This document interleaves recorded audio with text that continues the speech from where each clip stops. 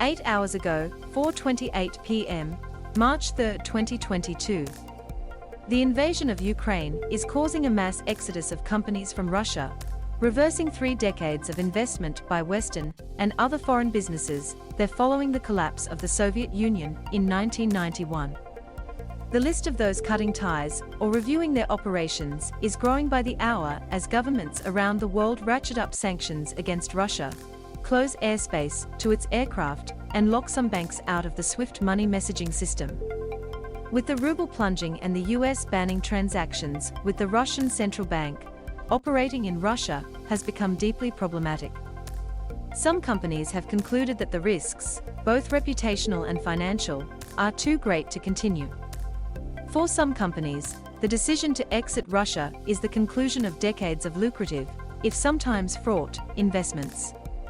Global energy majors have been pouring money in since the 1990s. Russia's largest foreign investor, BP, led the way with its surprise announcement on Sunday that it would exit its 20% stake in state-controlled Rosneft, a move that could result in a $25 billion $34 billion write-off and cut its global oil and gas production by a third. The stake was the product of a protracted battle in 2012 for control over TNK-BP, a joint venture between the oil giant and a group of billionaires.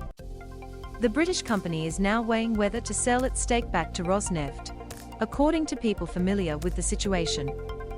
Shell followed on Monday. Citing Russia's senseless act of military aggression, it said it is ending partnerships with state-controlled Gazprom, including the Sakhalin liquefied natural gas facility, and its involvement in the Nord Stream 2 pipeline project, which Germany blocked last week. Both projects are worth about $3 billion. Kwasi Kwarteng, the UK Business Secretary, met with Shell Chief Executive Officer Ben van Beurden on Monday to discuss the company's involvement and welcomed the move. Shell have made the right call, he tweeted. There is now a strong moral imperative on British companies to isolate Russia. This invasion must be a strategic failure for Putin. Equinor, which is Norway's biggest energy company and majority owned by the state, also announced it will start withdrawing from its joint ventures in Russia, worth about $1.2 billion. In the current situation, we regard our position as untenable, CEO Anders Opedal said. ExxonMobil joined the exodus on Tuesday, saying it will discontinue its Sakhalin operations in Russia. France's TotalEnergies, which is involved in major liquefied natural gas projects in Russia, said it will no longer provide capital for new developments in the country, a modest concession to the mounting political pressure. I wouldn't be surprised if you see more announcements coming down the line about exits, Alan Good, sector strategist at Morningstar, said. When the Soviet Union fell apart, foreign companies saw enormous opportunities, a massive new market of millions of consumers, as well as minerals and oil, and poured into buy, sell and partner with Russian firms. With Russia's invasion of neighboring Ukraine, that trend has come to a screeching halt. Norway's sovereign wealth fund, the largest in the world, said it is freezing Russian assets worth about $2.8 billion and will come up with a plan to exit by March 15th. Law and accounting firms. Major law and accounting firms are also taking stock and facing potentially an enormous fallout. Baker McKenzie said it will sever ties with several Russian clients in order to comply with sanctions. The Chicago-headquartered firm's clients include Russia's finance ministry and VTB, Russia's second-largest bank. The law firm said on Monday it was reviewing its operations in Russia. We do not comment on the details of specific client relationships, but this will mean in some cases exiting relationships completely, a Baker McKenzie spokesperson said.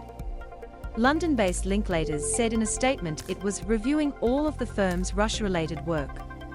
KPMG LLP said it will cut ties with certain clients subjected to the recent wave of sanctions against Russia, according to a LinkedIn post by its UK chief, Jonathan Holt. Automotive. Volvo Car AB and Volvo AB, the truck maker, also announced they are halting sales and production in Russia. Harley-Davidson said it has suspended its business in Russia, which along with the rest of Europe and the Middle East accounted for 31% of its motorcycle sales last year. Jaguar Land Rover, which is owned by India's Tata Motors, has halted deliveries of its luxury vehicles to Russia. General Motors said it was halting shipments to Russia, citing a number of external factors, including supply chain issues and other matters beyond the company's control. Ford Motor said on Tuesday it was suspending operations in Russia, which consist of commercial van manufacturing and Russian sales through a minority interest in the Ford Salas joint venture.